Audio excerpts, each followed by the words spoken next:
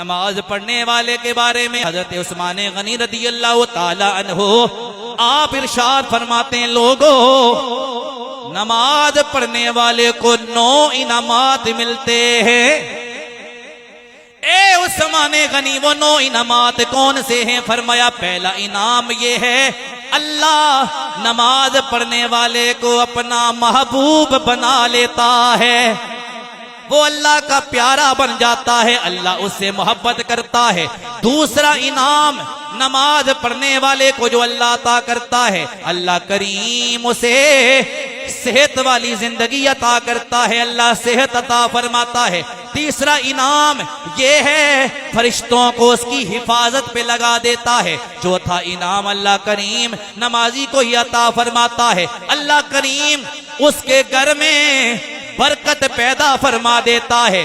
पांचवा इनाम ये है, अल्लाह करीम उसके चेहरे पे नूर पैदा फरमा देता है। छठा इनाम फरमाया, जब वो पुल सिरात से गुजरेगा, नमाज पढ़ने वाला, नमाज की पाबंदी करने वाला, जब कयामत वाले दिन पुल सिरात से गुजरेगा, हाल ये होगा उसकी रफ्तार ऐसी होगी जैसे बिजली गुजरती है। फरमाया बिजली की रफ्तार की तरह नमाज पढ़ने वाला पुल सिरात से गुजरेगा। और फरमाया सातवां इनाम ये है, अल्लाह करीम उसे जहन्नम की आग से पना अता फरमा देगा।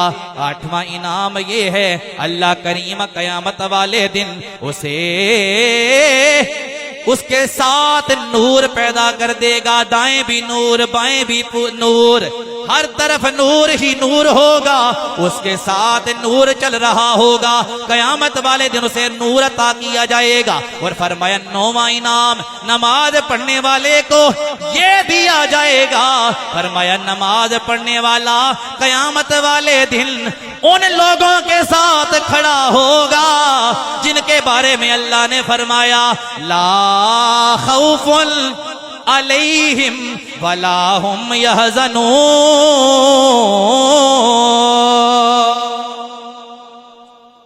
कयामत वाले दिन नमाज पढ़ने वाला वलियों की सफ में खड़ा होगा। कितनी बड़ी शान है जी नमाजी की। असा कहने जनाब असा कलमा जी पढ़ लिया जी, पीर साहब बचा ले सन, हैं जी, हम तो यही कहते हैं ना। लेकिन कयामत वाले दिन पीर, नबियों का पीर, वो भी फरमा रहा है कि नमाज पढ़नी पड़ेगी। बेनमाजी का अंजाम बड़ा बुरा है। वरना ये बात होती तो आका फरमाते ने कोई मसला नहीं है जी, ना पढ़ो, कभी पढ़ लो कभी ना पढ़ो, मैं बचा लूंगा। जेड़ा नबियां ना पीर है उसने ये बात नहीं की। आज का दुनियादार कैसे बचा लेगा? इस दौर का पीर कैसे बचा सकता है मुरीद को? नहीं, पीर गौसे आजम जैसा, जिन्होंने मुरीदों की ये तरबियत की। और आपने किस तरह तरबियत की करके दिखाया। जैसे मैंने आपको बताया था, सुनाया था, 40 साल तक इशा के वुजू से फजर की नमाज, 15 साल तक रोजाना रात में एक कुरान मुकम्मल करने वाले। हम सिर्फ 11वीं मना के उनको राजी नहीं कर सकते, उनकी पैरवी भी करनी पड़ेगी, उनके नक्शे कदम पे भी चलना पड़ेगा, तब बात बनेगी।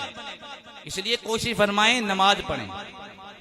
5 नमाजें पढ़ते हुए कोई मसला नहीं होता, कोई मसले वाली बात नहीं है। 5 नमाजें आप पढ़ेंगे कितना टाइम लग जाएगा? 1 घंटा, 24 घंटों में 1 घंटा नमाज को, लेकिन हम नहीं देते। लेकिन कोशिश ये फरमाएं नमाज ऐसी पढ़ें। अल्लाह के महबूब नबी ने फरमाया, ए मेरे गुलामों, जो बंदा चाहता है नमाज का हक अदा कर दे, अल्लाह ने, अल्लाह के महबूब नबी ने फरमाया, नमाज ऐसे पढ़ो गोया तुम अल्लाह का दीदार कर रहे हो। अगर ये तसव्वुर नहीं हो सकता तो फिर ये तसव्वुर करो गोया तुम्हें अल्लाह देख रहा है। इसी तरह तवज्जो फरमाना, नमाज क्या है, नमाज कैसी होनी चाहिए, नमाज क्या है, नमाज कैसी होनी चाहिए। हजरत इमाम ज़ैनुल आबिदीन आप फरमाते हैं, लोगों एक मर्तबा में नमाज पढ़ रहा था, मेरे घर में आग लग गई, लोग आग बुझाने लगे। हजरत इमाम ज़ैनुल आबिदीन नमाज पढ़ते रहे, आराम से आपने नमाज मुकम्मल की। लोग कहने लगे, हजरत आग लग गई थी, जान पे पड़ी थी, और शरीयत भी ये कहती है कि आप नमाज तोड़ सकते हैं अपनी जान बचाने के लिए, अपना घर बचाने के लिए, अपना माल बचाने के लिए नमाज तोड़ सकते हैं। लेकिन आपने नमाज नहीं तोड़ी, घर में आग लग गई, आपने नमाज क्यों नहीं तोड़ी? हजरत इमाम ज़ैनुल आबिदीन का जवाब सुनोगे, जो हाथ उठा सकते हैं वो हाथ उठाएंगे और दिलों से सुबहान अल्लाह भी निकलेगी। इमाम ज़ैनुल आबिदीन ने फरमाया, ए लोगो, तुम ये दुनिया की आग बुझा रहे थे, मैं नमाज पढ़ के जहन्नम की आग बुझा रहा था। तुम दुनिया की आग बुझा रहे थे, मैं रब को याद करके, रब की नमाज पढ़ के जहन्नम की आग बुझा रहा था। ये है तकवा और ये है नमाज। जब ऐसी नमाजें होंगी तो यकीनी तौर पे हमारी दुनिया भी संवरेगी और हमारी आखिरत भी संवर जाएगी। सुकून की दौलत, जैसे मैंने अर्ज किया था, अला बिज़िक्रिल्लाह तत्मइन्नुल कुलूब, अल्लाह ने सुकून, दिल का चैन, सुकून की दौलत अल्लाह ने अपनी याद में रखी है, अपने जिक्र में रखी है। अल्लाह हमें तौफीक अता फरमाए।